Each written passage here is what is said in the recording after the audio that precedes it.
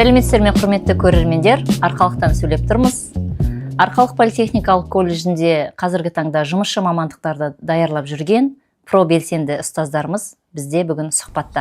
Бірінші бастамас бұрын сіздер өздеріңізді кішігірім таныстырып өтсеңіздер. Енді мен есімім Байгере Талғат Серікұлы, 1971 жылы туғанмын. Бұл мамандыққа қалай келдім? Әкем себепші болды.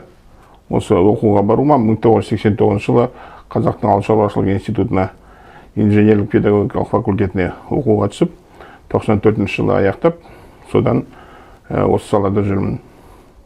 Еңбек өтілім 25 жылға таяу. Осы мамандықта жүргенмен 24-25 жыл болды. Жақсы, рахмет. Қасыңызда отырған? Қасымдағы шәкіртім, енді кез келген ұстаз әрине өзінің шәкіртімен мақтанады. Өзім мақтанатын шәкірттен бірі. Бұл сөйлемейді өзім. Серікжан Ғабдулмажитұлы өзін жақынырақ таныстырып кетсін. Бұл мамандыққа мені негізі группа Нұрсұлтан шақырған. Оның алдында жаңа ағайлар айтыпты кезінде мен басқа қалада жұмыс істеп жүріп кеттім. 2018-де келдім ғой, 2018 жылдан бастап қызмет етіп кеттім. Бұл не сол колледжде оқыдым өзім. Сол колледждің шәкіртімін, Тағатайлар сабақ берді маған. Ол колледжге негізі, жаңа Тағатай әкем түсіріп отыр ғой, мен шешем түсірген. Мен қандай мамандыққа түсіңіз? Техник механик осы өзім жұмыс істеп жатқан мамандыққа түстім. Оны мың деппін ғой, 2000 жылдары ғой біздің түскеніміз. Қостанайға түсем дегім негізінен Автодор колледжіне. Өзім орысша қатты мен ауылдың басы одан кейін ол жаққа түсе алмадық та. Сосын Арқалықта осында техник механик мамандығы бар екен дегеннен кейін осында келіп түсірді агро колледжге кезі. Торғай аграрлы колледж болды. Кейін жұмыс істеп жатырмын 2018-ден бастап. Сонда неше жыл істеп келесің? 7 жылдай ма? Есепке жоқпын негізі. 18 жыл, 7 жылға кетті ғой, 7 жылға кетті. Именно осы оқытушылық. Өндірістік оқыту шебер болып жұмыс істеп келдім ғой, 2018-ден бастап 7 жыл болды. Жақсы, онда сіздерге алғашқы сұрағымды қояйын. Жалпы педагог ретінде ең көп толғандыратын мәселе бар ма сіздерде? Әрине, енді осы салада жүргеннен кейін бірінші кезекте қазіргі бізде ең толғандыратын білім сапасы. Білім сапасы, енді былай қазіргі таңда қарасаңыз, ақпараттық кеңістік көбейе, көптеген мүмкіншіліктер бар, жақсы оқуға, жақсы ақпараттар алуға, бірақ сөйте тұра білім сапасы төмен. Неліктен деп ойлаймыз, өйткені қызығушылық аз да, келген білім алушыларда қызығушылық аз.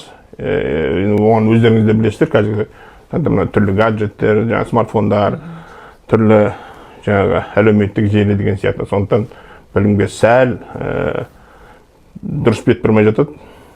Сол деп ойлаймын. Сосын енді екінші мәселе сәл жүйелікті жоғалтып алдық. Жүйелік деген қалай? Мысалға, жүйе болатын болса, мысалға, жақсы да, рет ретімен кететін. Жүйелікті кішкене жоғалтып алғанбыз, сондықтан кішкене білім сапасына да әсер етеді ғой деп ойлаймын өзім. Қалай ойлайсыздар, қазіргі педагогке ең қажетті қабілет қандай? Бірінші кезекте мен өзім ойлаймын, енді кез келген, тем более педагог болғаннан кейін, оқытушы болғаннан кейін, мұғалім болғаннан кейін, ұстаз болғаннан кейін білімді болу керек. Өте білімді болу керек, сосын жауапкершілік болу керек. Өйткені кез келген сабағыңа дайындалып бару. Жаңа енді баланың алдына барған кезінде өзің не үйретем, не оқытам деген сияқты, сондықтан өзің жақсы білуің керек қой. Сондықтан білімге өте назар аудару керек деп ойлаймын. Кез келген педагог біріншіден өзінің біліміне көңіл бөлсе, сосын жауапкершілікті жоғары қою керек деп ойлаймын. Өйткені балаға не үйретем, не оям деген ұстаным ұстап бару керек. Мен қазіргі жастарға қызыға да қараймын, өйткені біздің кезімізде емес, қазіргі жаңа манада айтып өттім ғой, ақпараттық кеңістік көп. Қазір мүмкіндік көп та біздің кезімізде. Мысалы, біз енді кітаппен оқыдық, плакатпен оқыдық, диафильмдер болды, видеолар кейіннен шыға бастады. Қазіргі кезде көптеген, мысалы, даже бір жүйені алып қарайтын болсаң, соны бүге-шүгесіне дейін түгел қарап шығады. 3D форматтар бар, мысалы, толып жатқан ақпарат алуға болады да. Сөйте тұра, білім сапасы бәлендер жоғары емес қой. Мен оны неге өйткені бұл жерде оқытушының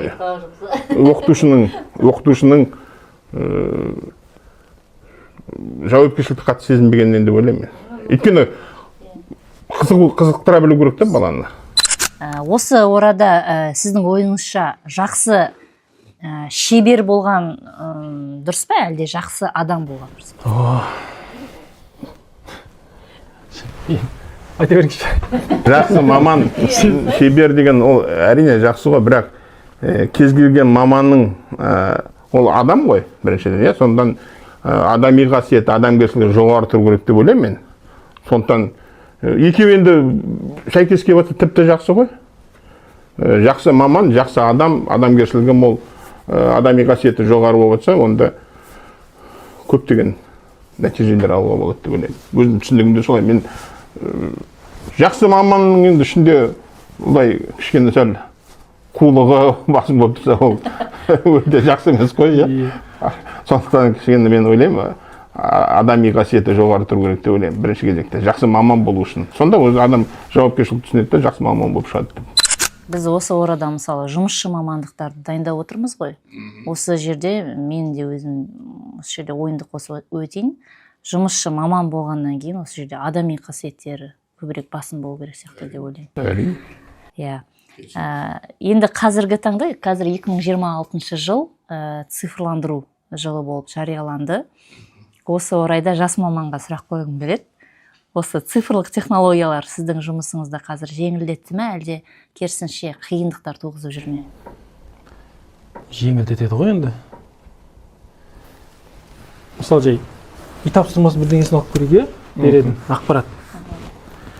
Андай техникадан неден хабар жоқ балалар бар, бірақ интернеттен неден көріп атты, жаттанып түрінде айтып береді, ол жағы кішкене не минустау да, ал өзі біліп кішкене ол қандай қызмет атқарады, не істейді, түгіне шейін зерттеп тексермейді. Просто көреді, соны жай айтып береді, жай тақпақ сияқты. Бұл енді бұның минус жағы ғой, сіз айтып жатқаныңыз. Плюс жағы жаңағы Талатағайда айтып отыру жерден. Кез келген нәрсені тауып алады. Кез келген нәрсе тауып алады. Мысалы жай бір кірсінші бізге бір өндірістік сабаққа бір машинаны алып берейік, двигательді бұзу керек десек, оны жаңағыдай кітаптан іздемейміз біз мануалдарын, неден іздемейміз. Интернеттен жай қарай салады, дайын тұр. Интернеттің қосылуы болса болды. Бүкіл жаңағы каждый енді орысша қосу керек өтсе. Мысалы, келттіңізші бір автокөлік кеп тұр біз ішке, мысалы жаңағы Mitsubishi L200 деп айтайық. Моторын бұзу керек. Моторын бұзу қиын емес. Құрайтын кезде бәрі мануалын қараймыз. Мен білем деген адам өзі жаңа ақпаратқа сүйенеді. Өйткені каждый детальдің өзінің мануалдар болады. Бұрайтын, қосатын, салатын, қалай тұру керек бәрі. Меткалар болады. Сол кезде ақпараттық технологиялар керек. Керек, сол кезде қараймыз, біздің өзіміз жүгінеміз оған. Сосын мысалы қазіргі таңда автомашиналар, автокөліктер барлығы цифрландырылып отыр, электронды автокөліктер. Бұрын мысалы жаңағыдай, енді мен былай түсіндіре алмаймын, бірақ айтып өтейін ғой, механика сияқты болса, қазір бір кнопканың басқаның өзінде қаншама функциялар жасалынып жатыр. Сол жайында да мысалы қос жерсеңіздер техник-механик ретінде. Бәрі басқаратын адам ғой.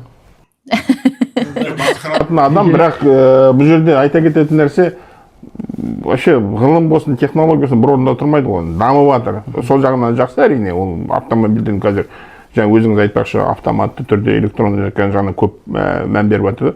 Сондықтан ізденіс көп керек. Әрине ізденіс көп керек. Сосын цифрлық технология сол үшін де дамуына, сосын жаңағыдай керекті ақпараттар алуға қажет өте көп көмегі бар. Ана неде жүр ғой интернетте, жасанды интеллект деген қазір бәрінің орнын басып кетеді дейді да. Жұмыссыз қалуы мүмкін деп айтып жатады ғой. Бізден қорқуға қажет жоқ механиктерге. Бәрі жасанды интеллекттен ешкім жұмыс істей алмайды. Бәрі осы білім керек, қолмен көріп істеп үйрену керек. Жұмысшы мамандықтардың бір басымдылығы осында шығар, иә?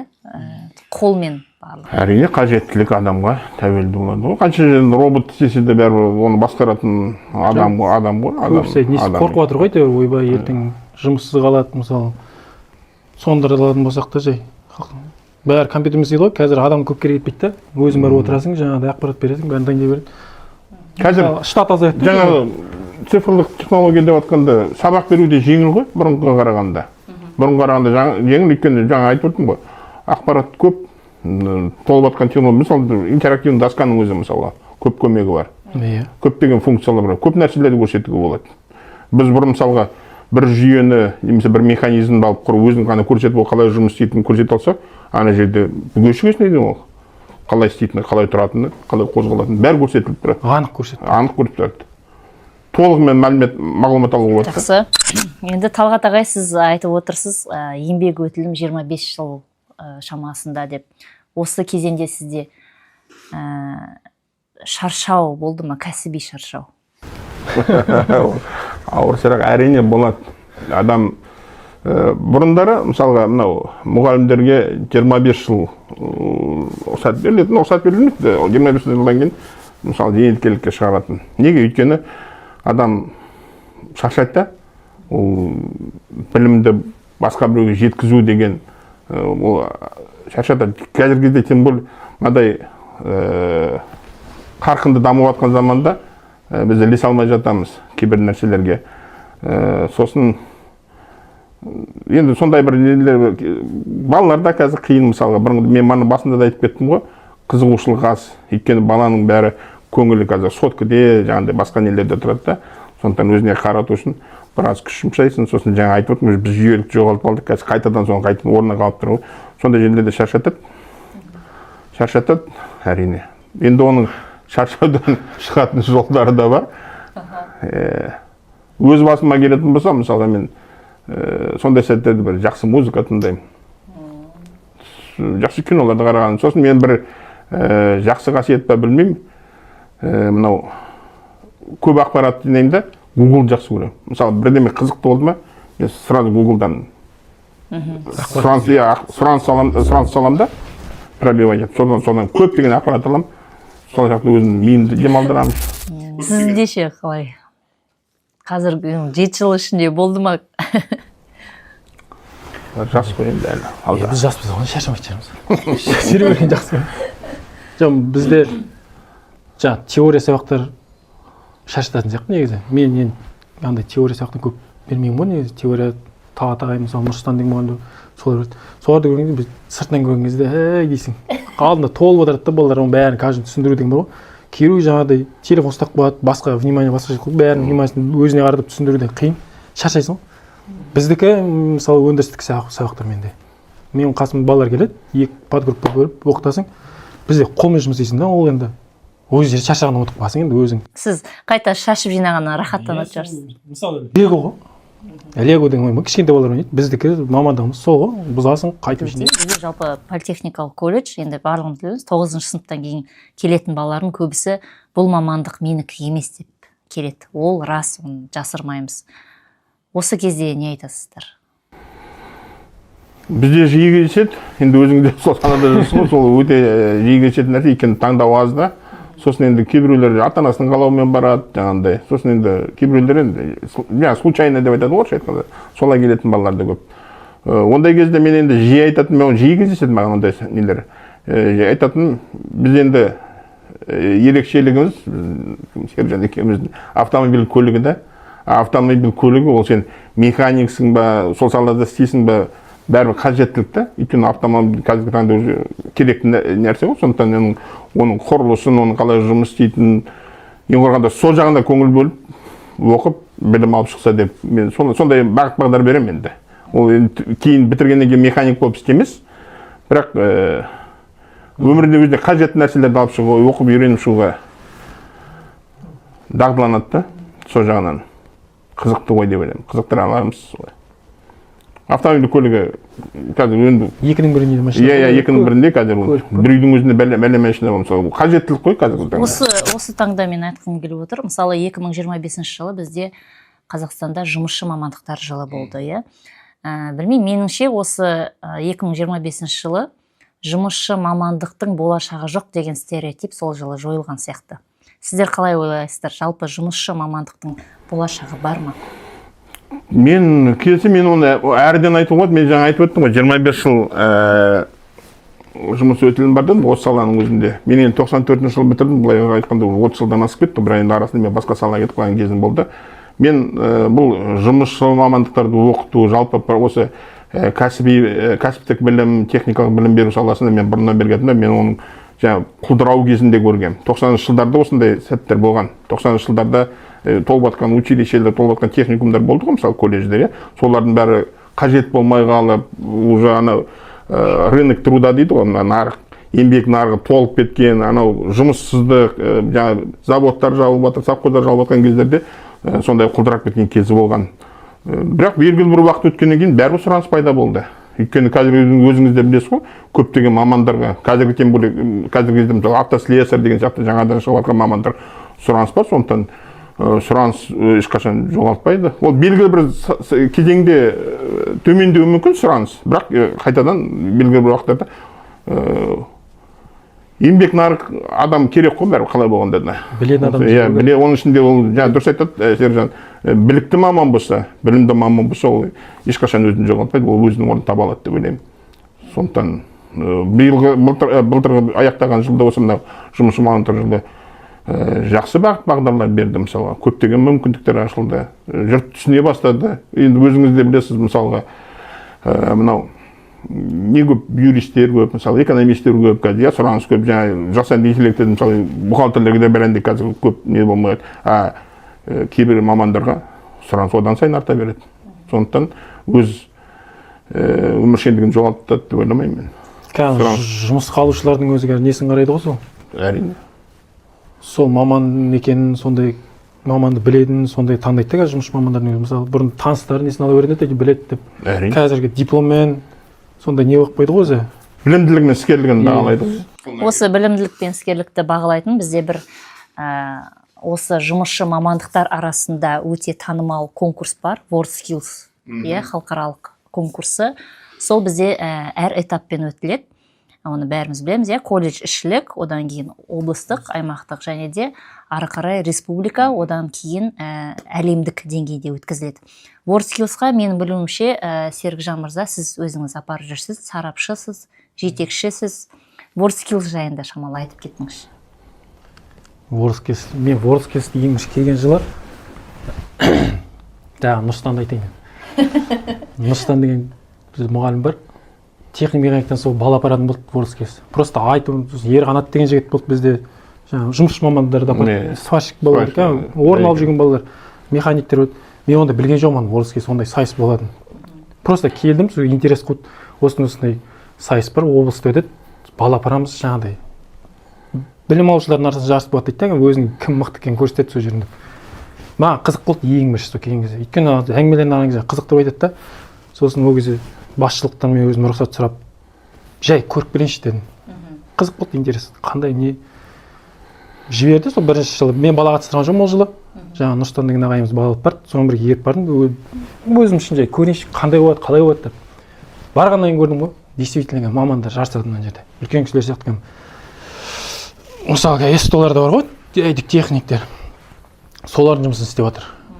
Білім алушылар. Содан маза қызықтық, сосын өзі жаңа программасын ала бастадық солардың. Келдік, балаларды үйретіп бастадық. Тәй-тәй апарып жүрген балалар орын алып жүреді ол жақтан. Облыстан. Қанша орын алған балаларыңыз? Неше рет облыс? Сен 3-4 рет орын алдың ғой облыста? Мен енді 2018 қатысқан жоқпын, мен келген жыл. Ол жылы жаңа Нұрсұлтандармен көрдім, 2018-2019 оқу жылы. Ондай жалпы 20-25-ке дейін барып жүрмін ғой, балалар барып жүрмін. Ауыл шаруашылықтан, техник механиктерден. Орын бар, енді облыс бірді бәрі бермейді. Бірді бермейді. Осы жерде айтып өтейін деп қойсаңызшы. Олардың деңгейі басқаша өзі, базалары басқа олардың өзі. Біздің база жаман емес, бірақ соған қарағанда базаға не істейді, қарайды. Біз өзімізше дайындаймыз, бірақ ан жаққа қалған кезде балада да толқуат, мықты дайындалып барасың да осы жерде. Ан жаққа базаны көрген кезде өзі балалар қалай айтады. Ашылуына, үйренуіне көп жағдай ашылады. Бұл жерде WorldSkills'ın тағы бір несін ерекшелігін айтуға болады. Бұл жерде жұмыс берушілер қатысатын болса, сонымен қатар демо экзамен деген бар ғой, қазір білесіз, қазіргі таңда. Онда бір жақсы ерекшелігі бар. Көрсетілімдік емтихан дейді ғой. Соған жаңағы бізде работодатель дейді ғой, жұмыс берушілер қатысады ғой. Сол кезде жаңағы білім алушы, түлек бітіріп жатқан өзін нақты көрсете алады ол жерде. Яғни жұмыс беруші қандай маман екенін жаңағы өзіне жұмысқа шақырту ала алады да, жұмысқа шақыртады. Сол жағынан жақсы мүмкіндіктер бар. Облыстық деңгейде ұтып шыққан біздің балалар республикалық барады, республикалық сайыстан ары қарай әлемдік деңгейге де шығып отыр. Жақсы компаниялар көрсе, мысалы, балаларды өздеріне компанияға жұмысқа шақыру мүмкіндігі бар. Сондықтан WorldSkills сайысы өте маңызды біздің колледжге деп айтамын. Бұл мақсаты да сол ғой. Иә. Мүмкіндіктер ашу ғой. Мүмкіндіктер. Жақсы, жалпы айтып кетейік осы сұхбатымызда біздің Арқалық политехникалық колледжде жұмысшы мамандықтардан мен өзім мысалы сабақ берем, тамақтандыруды ұйымдастыру мамандығы бар, оның ішінде біліктілік аспаз, шаштараз мамандығы бар, тігінші мамандығы бар. Сіздерден техникалық қызмет көрсету, яғни автокөліктерге техникалық қызмет көрсету, жөндеу және пайдалану, оның ішінде техник механик, құзыреттіліктер сол техник механик, автоэлектрик биыл қабылдайын деп жатқанымыз, сосын автослесарь, осы міне ауыл шаруашылық техникасы, сосын одан бөлек бізде операторлар дайындаймыз. Бұның барлығы енді мен ойымша нағыз керекті мамандықтар. Жақсы, олай болса кішкене қорытындылай кетейік бүгінгі сұхбатымызды. Бұл сұхбатты көріп отырған жалпы көрермендерге, соның ішінде болашақ біздің студенттерімізге, ата-аналарымызға не айтасыздар? Және де кейін бітіретін түлектерімізге де. Енді жаңа өзіңіз де айтып жатсыз ғой, жұмысшы мамандығы қашанда сұранысқа ие. Қай кезде сұранысқа ие болады? Жақсы маман болып шыққан кезде сұранысқа ие болады. Сондықтан қазіргі таңда осы салаға, осы маман таңдауға еш қателеспей бет бұру керек деп ойлаймын. Мынау адамды қай заманда да тұрмысы билейді ғой, сондықтан өзінің тұрмысын жақсартуға, өзінің өмірін жақсартуға, сұранысқа ие болуға жол табады деп ойлаймын. Жақсы маман бізде қашанда бағалы ғой. Қандай мамандық иесі болса да. Шаштаразға барғанның өзінде де мысалға шаштараз көп болуы мүмкін, бірақ клиенттердің бәрі нарық адам өзінің шаштаразына бір жақсы шаштараз таңдайды ғой. Сондықтан жақсы маман болу жағын ойластыру керек. Оны негізі мұғалім көрсетіп үйретеді ғой, бірақ ата-анасының негізі міндеттеген дұрыс, оны сабағынан қалдырмай. Көбісі балалар жаңа құр телефон ойнай берген жақсы көреді. Ата-аналар қадағалау қой. Ата-аналар үйден әкеп беріп тұрса, неге оны оқытпасқа, неге үйретпеске ағай? Өмірлік өзінің нан тауып жей алатындай мамандық таңдау керек қой. Ол басқа мамандықты оқып алып, диплом жеке жатып, басқа жұмыс істеп жүрген. Ата-ана біледі да, өзі түсірді ме, ол ата-ана біліп тұр. Енді соны мен түсірдім, міне бардың болды демей, соны бітіргенше өзі де кішкене қадағалап отыру керек баласын. Не үйретті, не?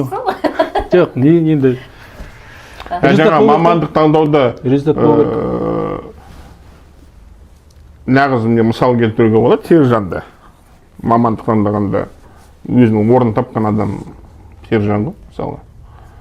Сержан, мысалы, мен естуімше Арқалықтағы жақсы бір мотористердің бірі. Жалпы моторизм, жалпы авто нелердің ішінде, жақсы жөндеушілердің ішінде. Маманның ішінде. Диагноз та болуы мүмкін, ол жөндеуші де мүмкін. Жақсы маман, өте. Жалпы біздің бүгінгі кездесу ұстаз ұлы тұлға атты облыстық жобасы аясында өткізіліп отыр. Енді ұстаздарға не айтасыз, Талғат ағай, осы жерде? Білімді болу, ізденіс, жігерлі болу, міндетті түрде жауапкершілік болу керек. Ұстаз деген ол балаға үйретуші, оқытушы, үйретуші. Сондықтан өзі білімді болуға тырысу керек та, сол кезде жақсы нәтиже болады. Білімді болу үшін бар ғой, негізі іздену керек. Ізденіс керек. Мысалы, біздің де білмейтін жерлер бар. Өзімде үйренгім келетін көп нәрселер бар негізі. Мысалы, бізде жібереді ғой колледжде, мысалы, талап оқытады. Нені курстарды оқытады. Бірақ одан көп мұғалімдер жаңа келген маман нені курстарды ғана оқиды да, болды, соны шектеп қалады. Білем оны. Негізі ізденген, мен мысалы өзім қаражатым жетіп тұрса, мен оқығым келеді. Мысалы, көп қой курстар қазір. Әрине. Автоэлектриктердің небір курстары бар. Қазір шынымен де машина жерде дамып кетті ғой. Автоэлектриктер деген өте керек нәрсе. Соның курсын оқып өзім. Жаңа мықты колледждер бар да, базасы мықты, несі мықты. Соны айтып отыр. Сондай жерге барып, әлде де тәжірибе, жақсы маманның несі ғой, көзқарасы ғой. Просто андай тоқтап қалу керек та. Даму жағын ойлау керек, даму жағын. Ол бір біліммен тоқтап қалған емес, өзін дамыта беру керек та. Сонда жақсы маман. Өз қаржыңмен болса да негізі оқып курстарды біле берген дұрыс деп ойлаймын. Жақсы, бұл сөздеріңізге мен толықтай келісемін. Көп рахмет. Сіздерге сәттілік тілеймін. Рахмет, сіздерге де рахмет шақырғандарыңызға. Осы сұхбатымызды бүгін ұйымдастырған және де жарыққа шығуына бірде-бір себепкер болған Арқалық қаласындағы Мәдениет сарайының ішіндегі телестудияға алғысымызды айтамыз.